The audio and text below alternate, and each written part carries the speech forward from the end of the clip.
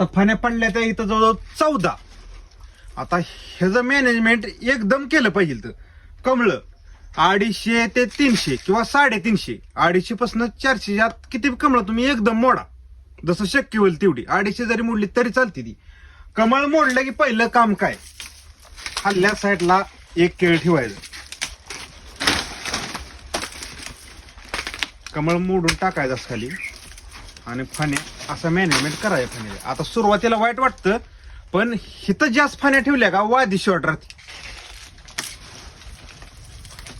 जेवढ्या मर्यादित आहेत तेवढ्याच फाण्या ठेवायच्या, मापात अजिबात करायचं नाही, जेवढं लागतंय तेवढं ठेवायचं. आता बाद झाले. आणि ही पाला साईडला जिथं जिथं घासतोय ते काढून टाकायचं. आणि काय काय ठिकाणी पालं मोडत बसायचं नाही तर बघा असं पाला काढायचा. ओके, क्लीन झाला घड.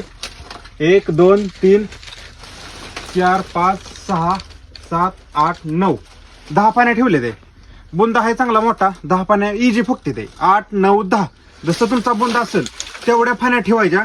एवढीच काळजी घ्यायची. आणि ही कमळ मोडल्यानंतर एक स्प्रे घ्यायचा, मच्छरचा एक आणि बुरशीनाशक एक. त्याच्यामध्ये तुम्ही रोको लिक्विड मधलं 1 मिली लिटरला आणि कॉन्फिडन्स सुपर लिटरला अर्धा मिली वापरू शकता. तर आजचा व्हिडिओ कसा वाटला नक्कीच कमेंटमध्ये सांगा. जय जवान जय किसान.